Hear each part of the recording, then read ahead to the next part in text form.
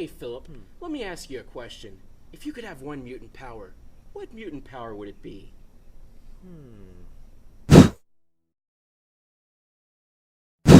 Yeah!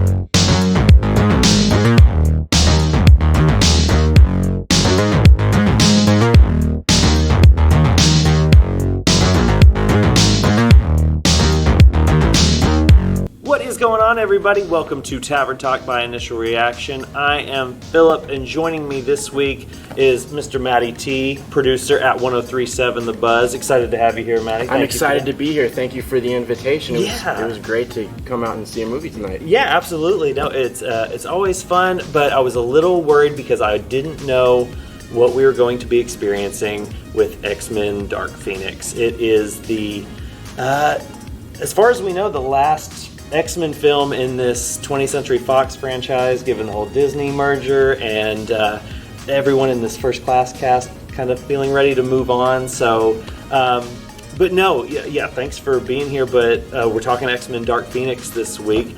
So where do you come at the X-Men franchise from? Well, I was a fan pretty casual as a kid growing up of the animated series. So that was, where I really know the X-Men from. But I saw the first three in theater, the original, X-Men X2 and then Last Stand, Last Stand. And so until then, Last Stand I wasn't a huge fan of, and so I had skipped the most recent three. But knowing that I was going to come here and watch this with you tonight, I watched the last 3 nights. Watched X-Men First Class, Days of Future Past, and Apocalypse last night. So I'm really coming you're off fresh. You're in this. And the way Apocalypse ended, it almost seemed like it could have been a nice end, and then in your mind it's like, all right, now we know where they go from here, Right. Because we've seen... Because it could have led right into that original, 2000s X-Men. Right. So we just got done watching this, and we see how it picked up, and we see then how it ended. And it basically is, so Simon Kinberg, who has been a writer on several of these, and he actually was a writer on The Last Stand.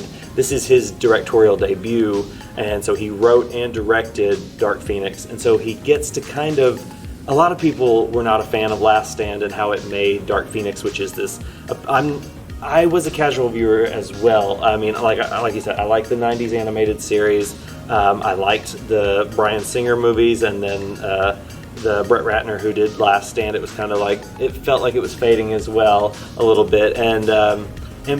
But apparently Dark Phoenix was a pretty popular comic storyline, and that they just made it a subplot in Last Stand. People weren't happy, but this one, Kinberg feels like he's trying to right that wrong and just do all-out Dark Phoenix. So we felt a little bit different about this. You seemed to enjoy it more than I did. I did. I don't know. This is one of those, like Aladdin this summer, I went in with really low expectations. But I did that with Aladdin too, and I liked And you Aladdin. liked, yeah. Now this one, I noticed at least right away all the differences. I was like, it was clearly a different director. Yes. Even things like just the opening, it lacked this big credit sequence. Right, It lacked the action that some of the others have had at the beginning. I just felt it.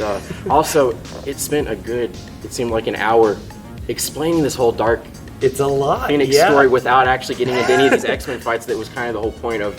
And I don't know why, but all those things, I kind of liked about it. I don't know why it hit me differently than it was hitting you there. But I get what you're saying. It was very talky, and it was a lot quieter as far as just mood. Than there were a lot of ones. scenes with just two people in a room discussing something deep. And I don't know if it's just if I'm a dialogue junkie, and I just really appreciated that. I liked that they were kind of dissecting where Xavier was coming from, and if he was just doing this as an ego thing, and if he was getting carried away with that. That was another thing I noticed. They made Professor X a little bit of a drinker. In that, and there's one part where bottles get knocked over and everything, and I noticed by the end, we don't want to give too much. No. He was drinking coffee near the end. Was he really? I was like, okay, I wonder if without addressing this, he's changed some of his lifestyle. I didn't catch that, but that is totally true. I didn't think about it, but I liked how they were like kind of approaching that character from a little different perspective, because these movies, I mean, this is what, as far as X-Men movies that character has been in, it's at least six or so, and so and a lot of the times the movies hit the same beats as far as the character arcs, especially with Magneto. I was like, what are they going to do with Magneto this time? And like you'd mentioned a little bit. This one felt like Magneto was a completely different character for a good part of it. Yeah, I did. The thing with him that got me in this one is he did feel a little shoehorned in, like it was just like, oh, Fassbender agreed to it. We have to have Magneto in there somewhere.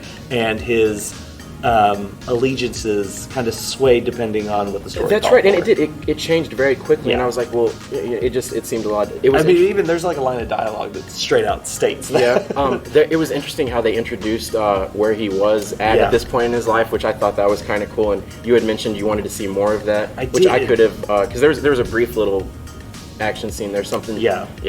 There's Well, it was just like you were saying, it was like this hippie commune, this mutant commune that was just on an island somewhere, and I just was like, how did that start? And where did that? I mean, everybody's there growing their own vegetables and everything, and growing their hair out. There's like a dreadlock mutant, or not dreadlock. It's more braids. It's more braids, but he uses those. That's his mutant power. So as far as the action and stuff goes, we do eventually get to it, but it's maybe an hour.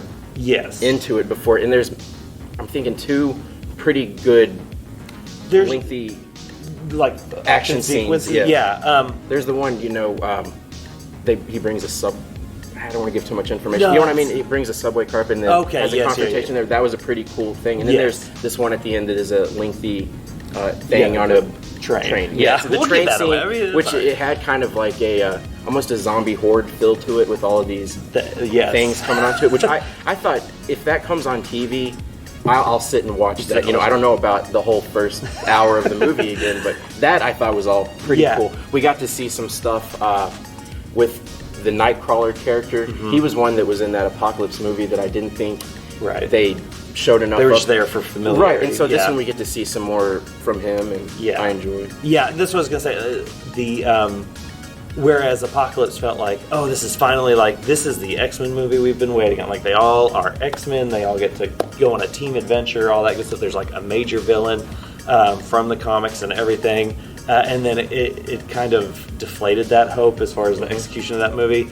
But like in this one, I felt like at least in those action sequences, we got little moments with each of the X-Men, like whether it be Storm Cyclops had some cool stuff going on. Like we actually got to see, like even the James Marsden iteration of this character in the first three ones, I never felt like we really got to see Cyclops do his thing. Right. And here I felt like we at least got to see a little more of that. Beast is more just like ferocious than we typically get to see him. I don't know. I did like the act, especially for a first-time director. I try to keep reminding myself this is he's not actually he's more of a producer. Yeah, he's a producer and writer on these, and he's never made, and to make your first movie like as a big budget superhero flick. Right. Like, which, do you know what the budget for this? It's like $200 million. Yeah. I think. Like, so you do notice the differences though as far as directing styles. Yes. And the one I mentioned to you was I keep forgetting his name. Is it Quicksilver?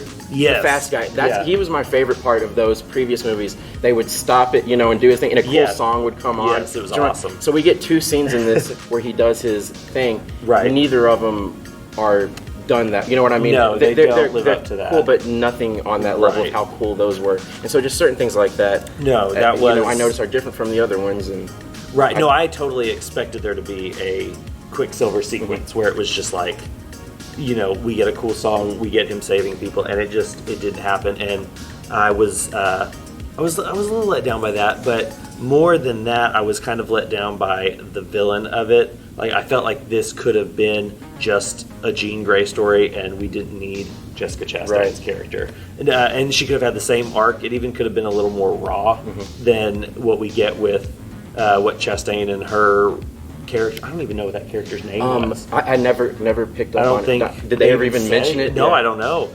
But yeah, like after Apocalypse, I was really hoping the villain would step up because he was supposed to be great, and it was he was the weakest link in that movie. And then with this one, I was really hoping because you don't get Jessica Chastain and waste her, but this kind of did. Yeah.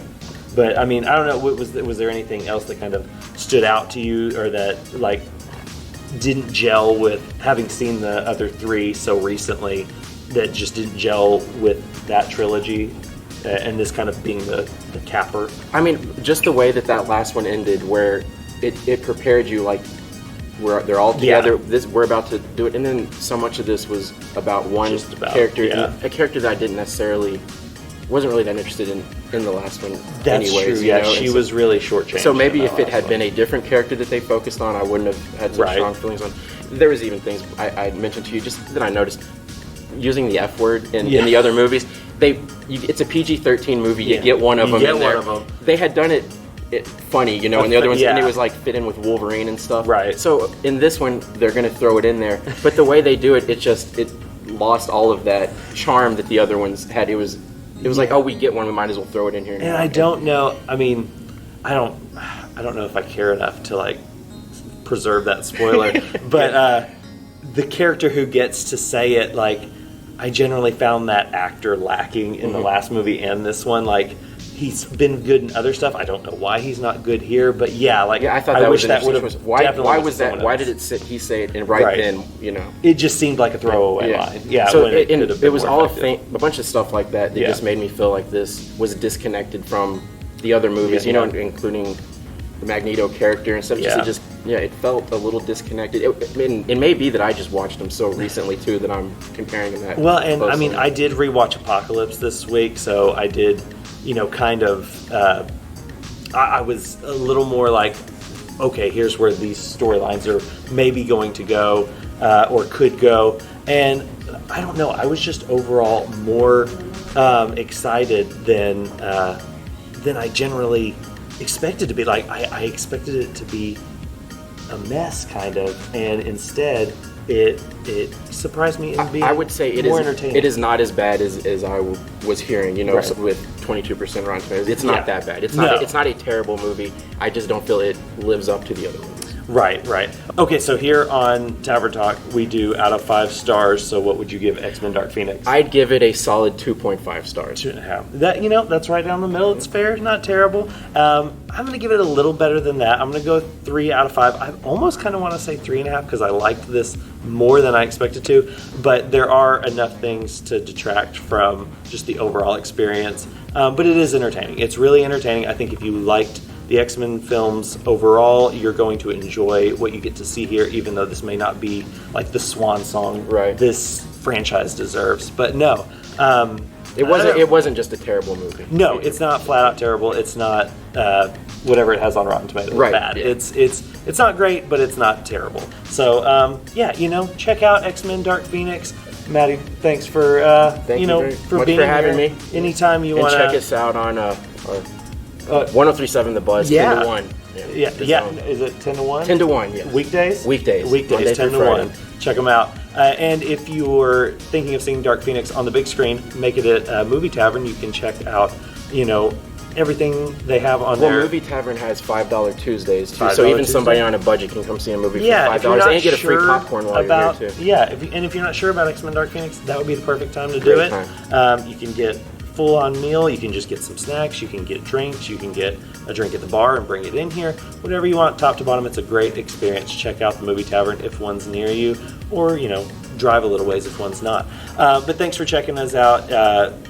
Check back with Tavern Talk by Initial Reaction. Every week we have a new review of the biggest release. Subscribe, like, all that good stuff. Thanks for checking us out. We'll see you next week.